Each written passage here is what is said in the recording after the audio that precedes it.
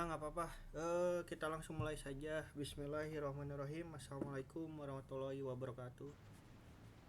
Waalaikumsalam Waalaikumsalam warahmatullahi wabarakatuh. warahmatullahi wabarakatuh. Mohon maaf mengganggu malam minggunya ya.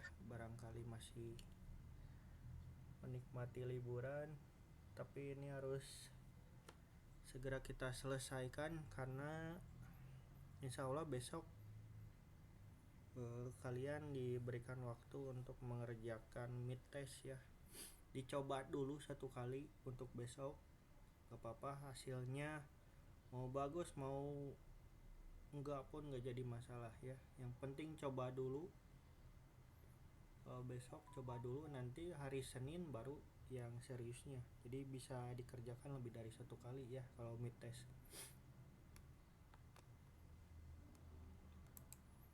eh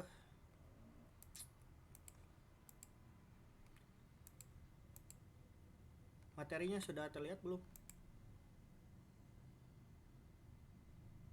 Slide-nya sudah terlihat belum? Alhamdulillah sudah, Pak. Sudah ya. Sip. Alhamdulillah. Alhamdulillah terlihat. Nah, modul 4 ini apa namanya? Modul yang paling panjang.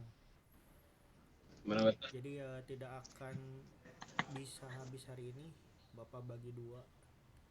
Sebetulnya kalau yang awal-awal itu kita akan membahas network ya, jaringan, masuk ke dalam jaringan, bagaimana nanti kita mengamankan atau memasang security pada jaringan.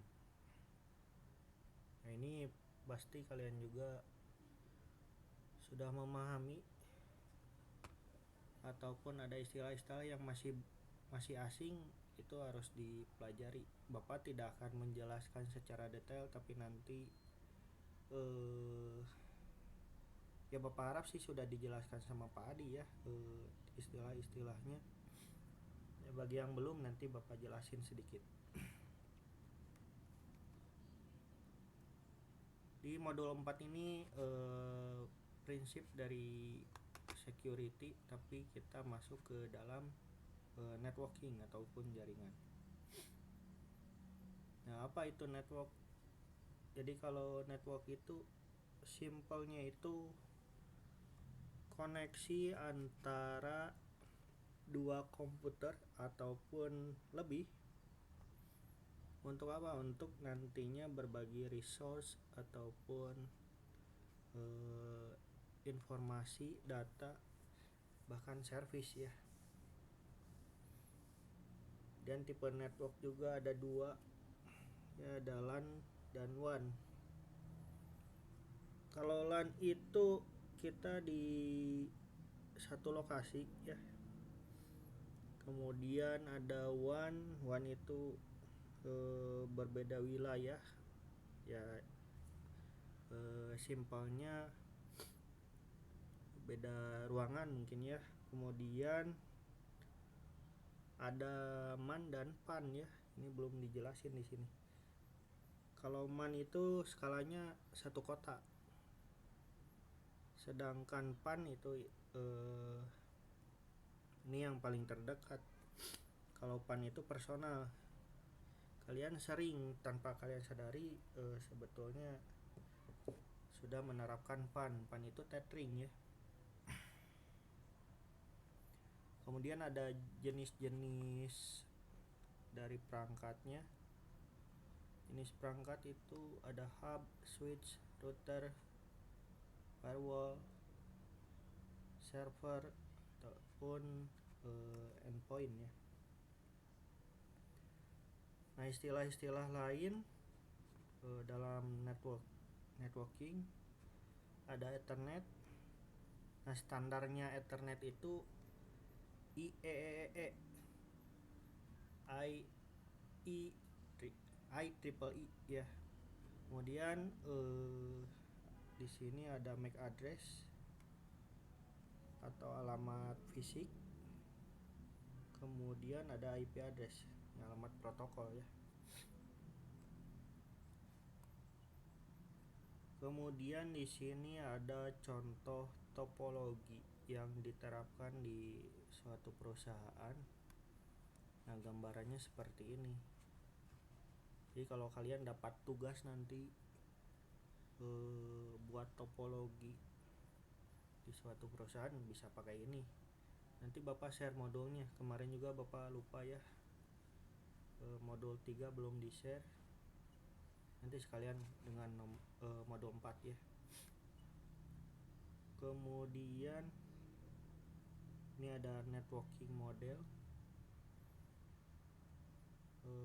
Bapak rasa ini tidak usah Bapak jelaskan lebih dalam ya. Kalian juga mungkin udah tahu. Kemudian ada OSI.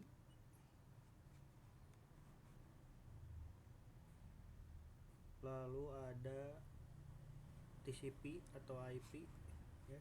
Ini lengkap nih.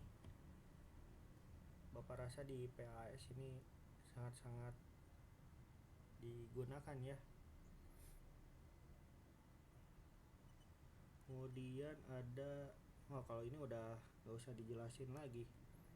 Ini di Komjardas kalian udah harus paham ya, ataupun di IAS subnetting dari IPv4 ataupun IPv6.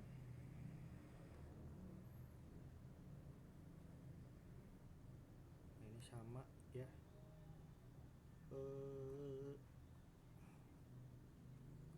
Penjelasan WiFi juga mungkin sudah dapat ya di PAS. Bapak di sini akan menjelaskan di sini dulu ya, security dari sebuah jaringan.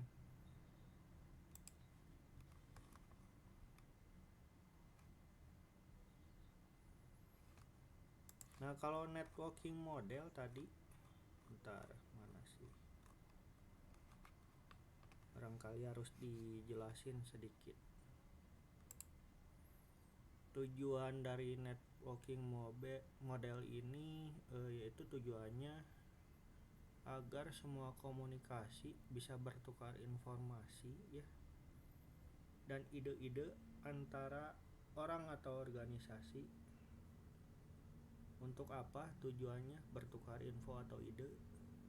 Untuk bisa menyelesaikan suatu pekerjaan. Kemudian tujuan sederhana tersebut kita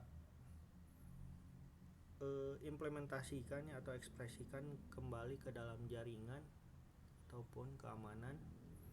Contohnya yang pertama, menyediakan komunikasi yang andal dan terkelola ya, antar siapa ini?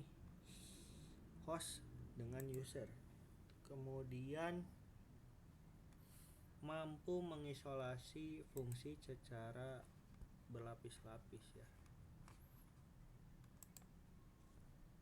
Kemudian yang ketiga, bisa menggunakan paket sebagai dasar komunikasi. Yang keempat, nah ini standar perutean, pengalamatan, dan kontrol.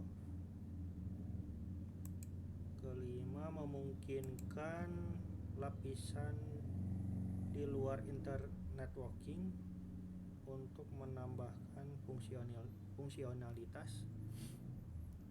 Kemudian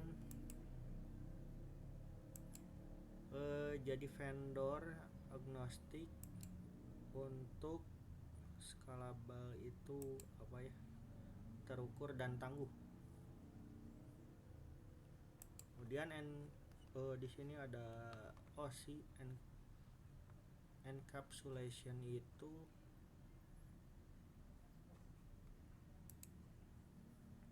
penambahan header dan footer. Ada header dan footer.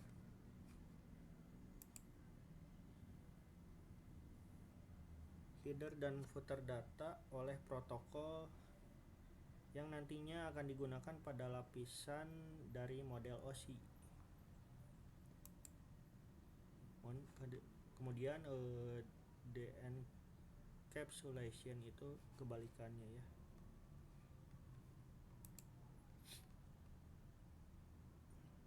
Kemudian ada TCP Transmission Control Protocol. Nah, Bapak jelasin di sini application layer itu apa. Application layer itu mendefinisikan protokol untuk lapisan transport.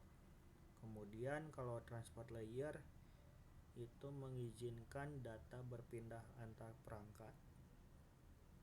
Kemudian ada internet layer itu untuk membuat atau menyisipkan paket.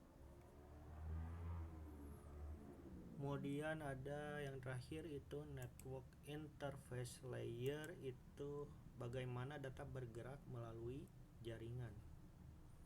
Jadi bertahap ya, ada lapisan transportnya dulu, kemudian transport itu bagaimana berpindah si datanya antar perangkat, kemudian ada internet itu untuk bagaimana membuat atau menyisipkan paket.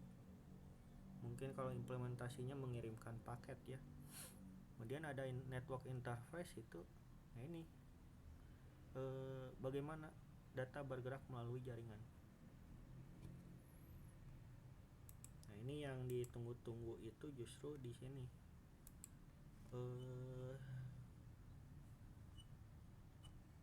Security dari network ataupun keamanan dalam jaringan. Nah ternyata di TCP/IP itu kerentanannya sangat banyak. Jadi tumpukan pada TCP/IP yang diimplementasikan kalau penerapannya tidak benar di berbagai sistem operasi ya, itu sistem operasinya rentan terhadap berbagai serangan DOS atau DDoS.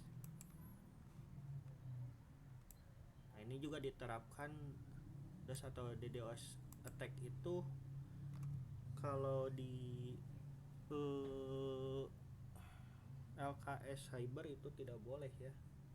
Yang diperbolehkan hanya brute force aja. Mengapa demikian? Karena nah ini kan fragmen serangannya paketnya besar ya, oversize.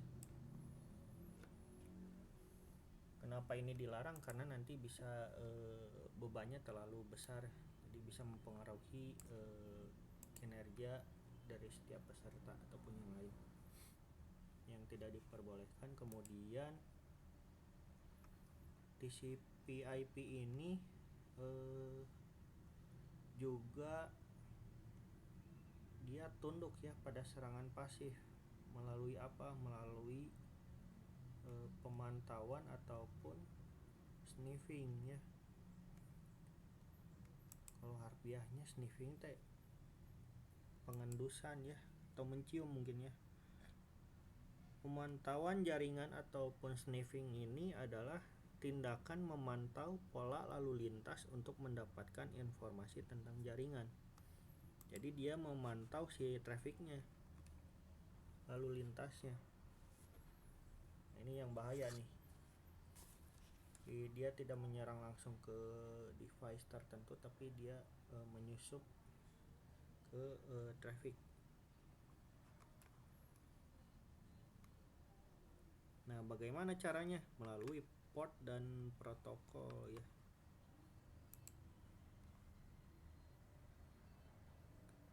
Port itu ada port fisik ya.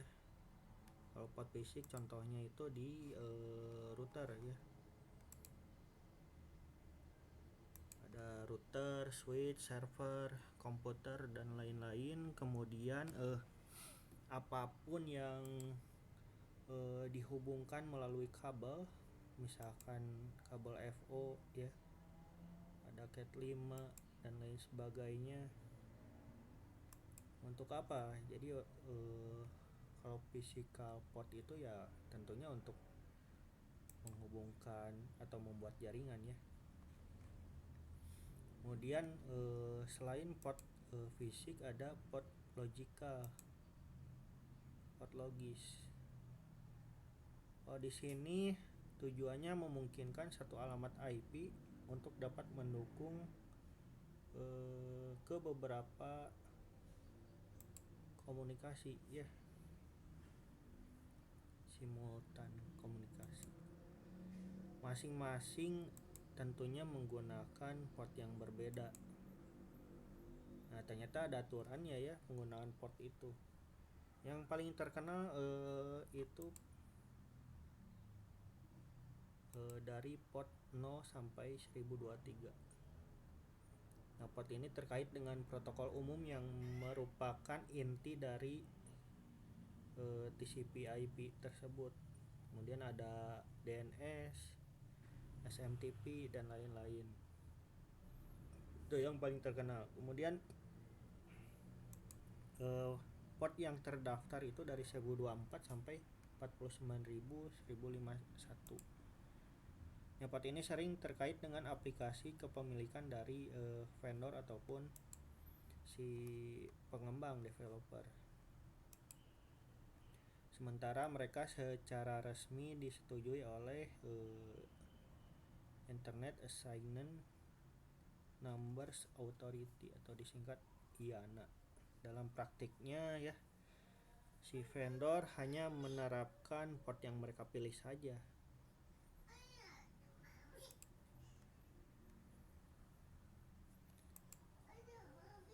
Jadi mereka itu tidak semua diterapkan portnya, jadi hanya yang diperlukan saja. Contohnya di remote authentication dial-in user atau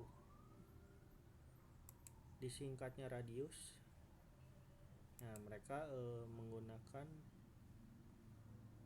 portnya autentikasinya ke 1812. Kemudian ada Microsoft SQL Server itu menggunakan 1433 sampai 1434.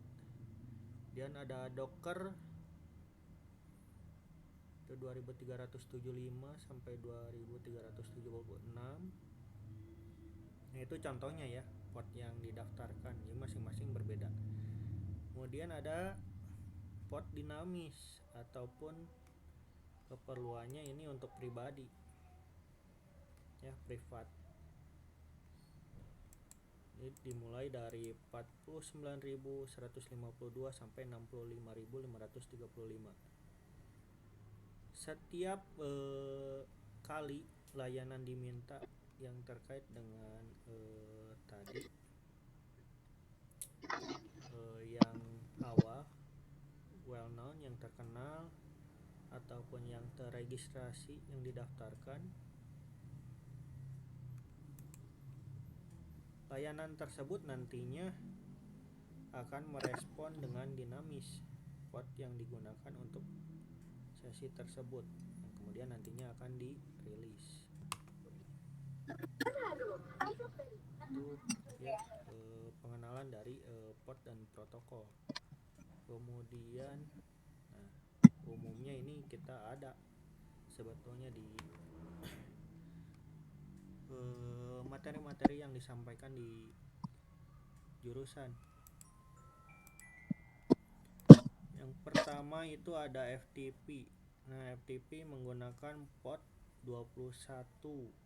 Jadi si FTP ini mengirimkan username dan password menggunakan plain text dari klien ke server.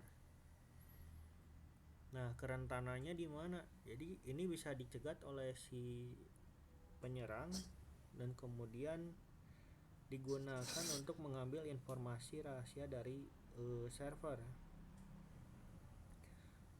Alternatif amannya bagaimana? Amannya itu menggunakan port 22 atau SFTP, atau bisa juga biasanya FTPS. Ini pada port 22 nantinya menggunakan enkripsi untuk melindungi kredensial pengguna dan paket data yang akan ditransfer.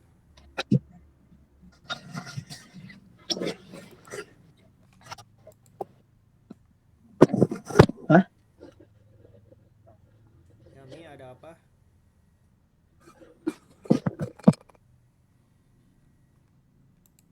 Lanjutkan ya.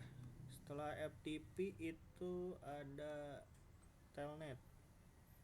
Tadi kan udah digunain ya 21 dan 22 alternatifnya. Dan yang 23 itu digunakan oleh telnet.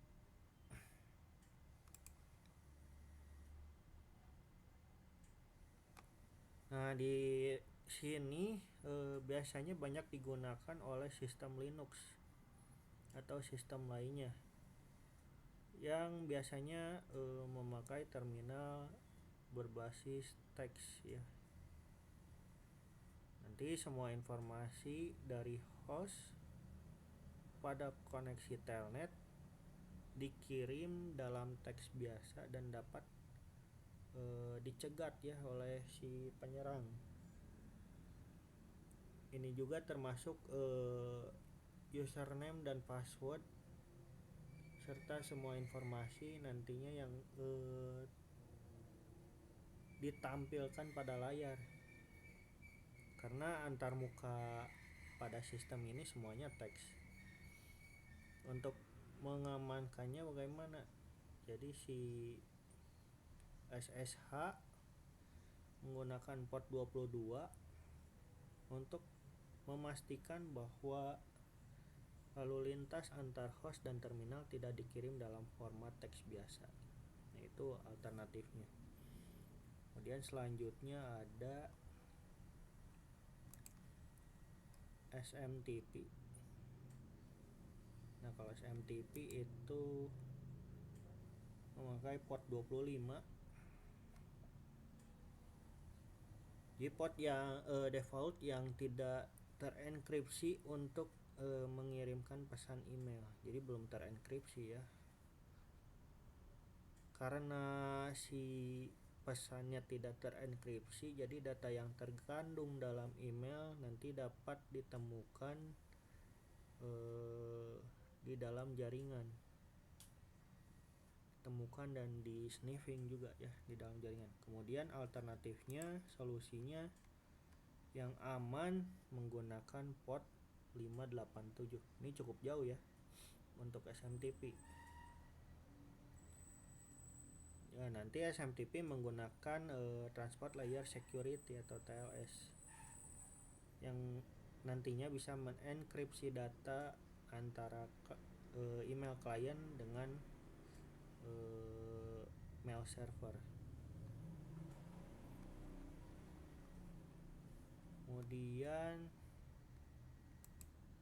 ini dijelaskan ya semuanya. Jadi asalnya menggunakan port berapa, jadi lebih amannya alternatifnya menggunakan port apa. Kemudian ada time ya. Port 37 ini digunakan oleh time protocol. Time protocol atau protokol waktu mungkin digunakan oleh peralatan lama ya, dan sebagian besar telah diganti dengan menggunakan port 123 untuk NTP. NTP pada port 123 menawarkan kemampuan penanganan kesalahan yang lebih baik tentunya, yang bisa mengurangi kemungkinan kesalahan yang tidak terduga. Kemudian ada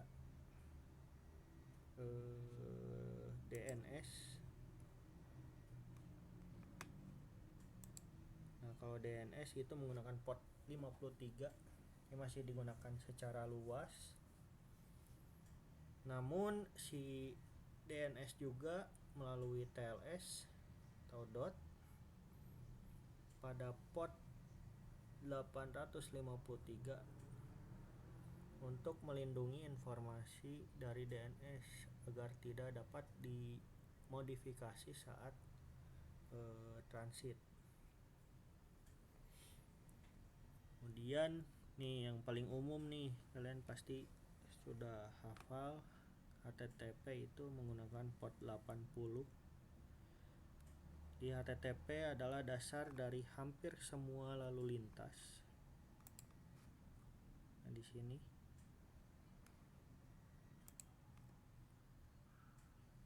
dasar dari semua lalu lintas web browser di internet ya. Informasi yang dikirim melalui HTTP itu tidak dienkripsi dan rentan terhadap serangan juga. Berbeda dengan HTTPS. Kalau HTTPS sudah menggunakan enkripsi TLS. Dan ini tentunya lebih disukai ya, karena bisa melindungi data saat transit antara server dengan browser. Nah, perlu diperhatikan juga bahwa ini sering dinotasikan sebagai SSL atau TLS. SSL telah disepakati tidak lagi dianggap aman. Kalau untuk sekarang disarankan untuk server web atau web server itu dan klien ya, untuk menggunakan TLS versi 1.3 ataupun lebih tinggi agar mendapatkan perlindungan yang terbaik. Kemudian ada IMAP, Internet Message Access Control, Access Protocol. Kalau IMAP menggunakan port 143 ya. IMAP adalah protokol yang digunakan untuk mengambil email.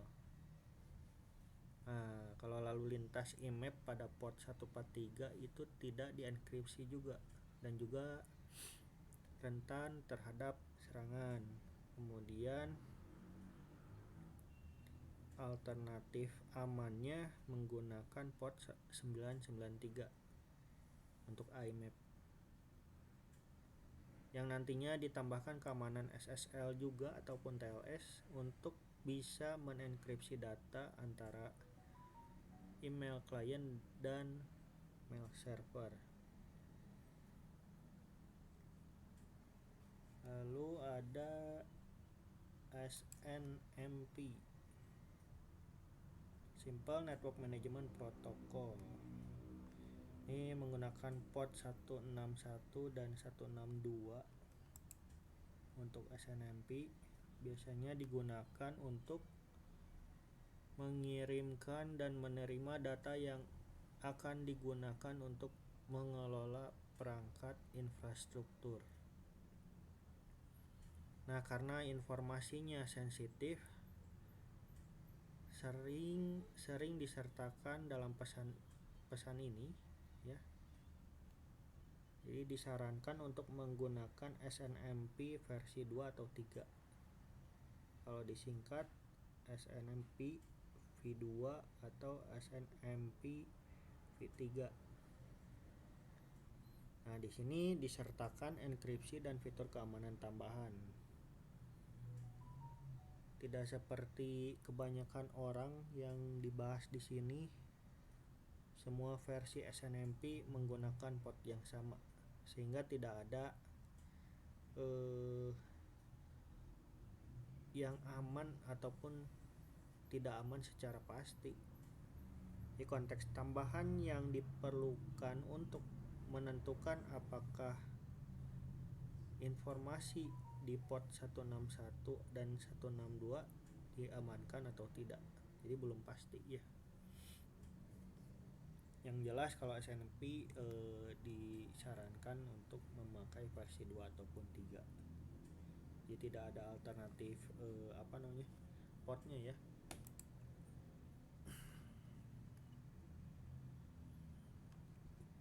Kemudian ada SMB,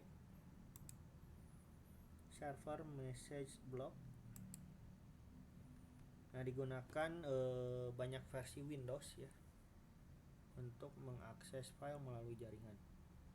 Jadi nantinya file ditransmisikan sama, tidak dienkripsi dan banyak kerentanan juga.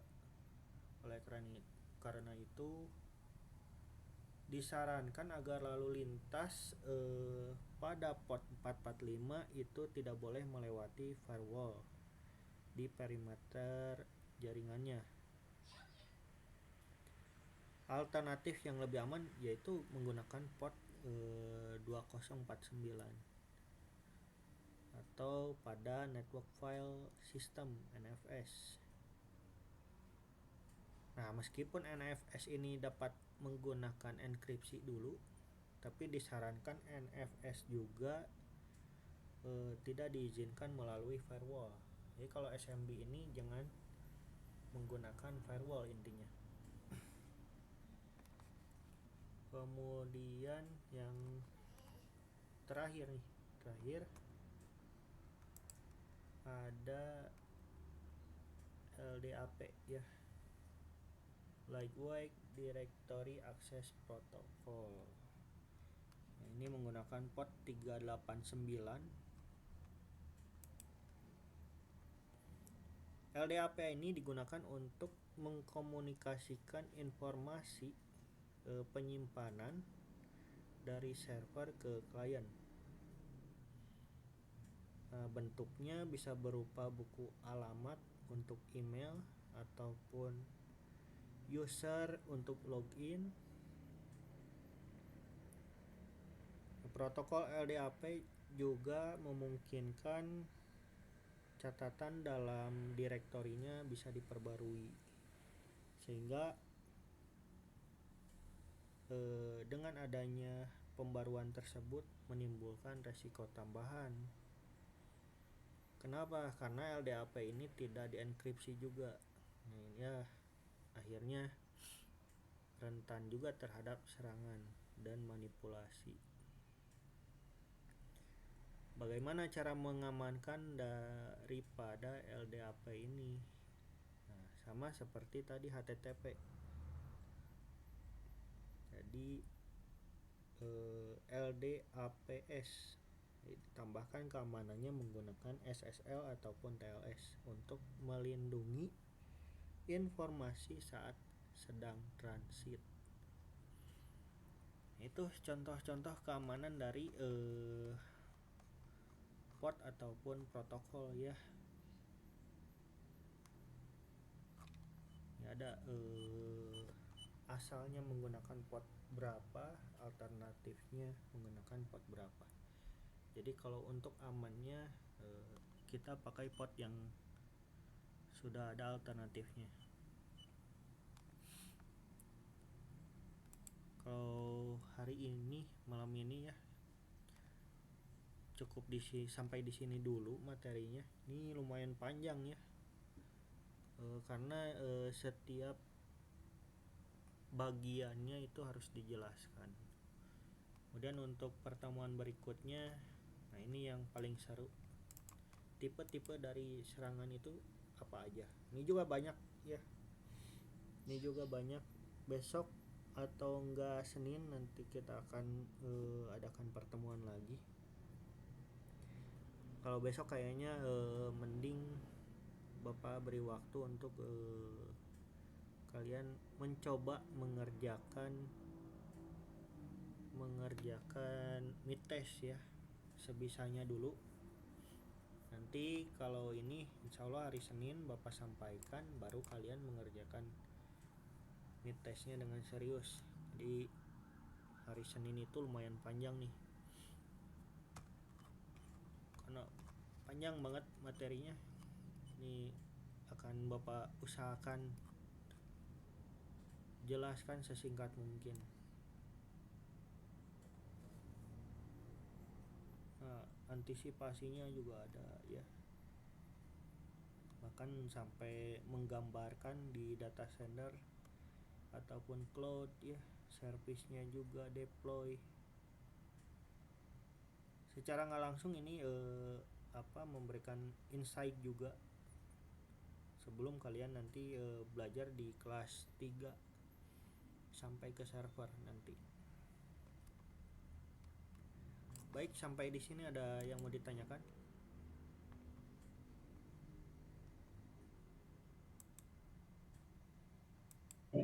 Cukup Pak. Aman? Cukup? Cukup Pak. Alhamdulillah. Kalau kurang jelas nanti bisa tonton lagi recordnya ya.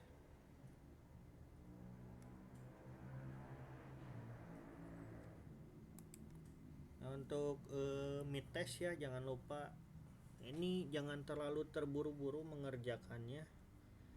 Kalian bisa santai. Kalau Bapak sarankan kalau pengerjaan yang pertama itu kalian bisa sambil diterjemahkan dulu si soalnya. Kalau Bapak sih lebih mending belajar cari kata kuncinya seperti apa. Kemarin kita sudah melakukan latihannya melalui kuis, kalau nggak salah 2 kali ya kita. Itu jangan sampai terkecoh, hati-hati. Bapak ingatkan ada soal yang terlihat sama padahal kalau diteliti lagi lebih jeli lagi itu ternyata berbeda. Ada yang mau bertanya nggak tadi? Ada raise hand?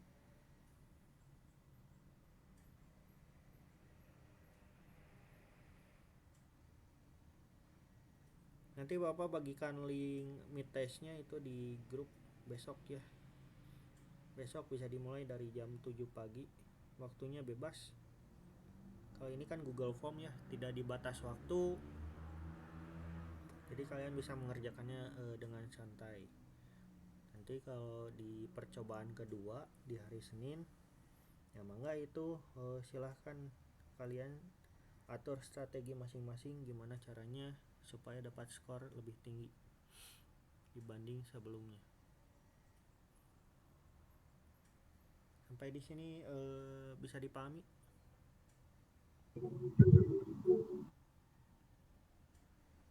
Siap, bisa Pak. Ya, mudah-mudahan bisa ya. Besok belajar. Bisa Pak. Nanti Senin baru sungguh-sungguh mengerjakannya. Terus nanti juga Bapak hari Senin minta tolong perwakilan dari kelas A dan juga kelas B masing-masing 1 orang yang bisa saja nanti Bapak panggil. Bapak manggilnya berdasarkan yang sering hadir ya, sering hadir pada pertemuan kita. Baik, kalau sudah cukup ya Bapak tidak akan mengganggu lama-lama ya malam minggunya. Silahkan lanjutkan lagi aktivitasnya. Mudah-mudahan dengan mengikuti ini bisa menambah ilmu kalian ya.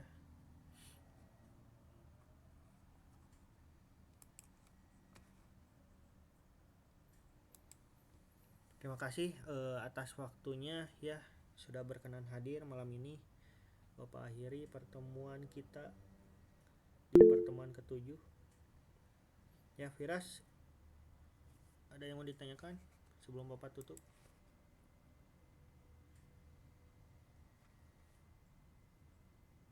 Yang kepencet Firas.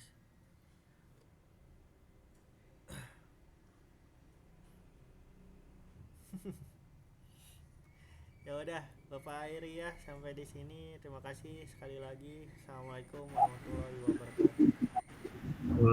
Maaf Pak. Pencet. Waalaikumsalam. Izinkan untuk live, silahkan. Terima kasih Pak. Sama-sama. Terima kasih Pak.